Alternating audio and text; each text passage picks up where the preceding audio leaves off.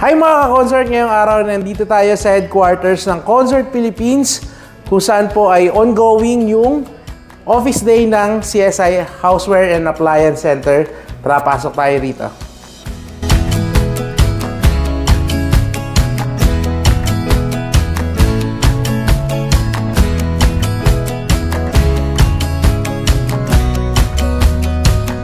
Darwin Aleo, CSI San Carlos.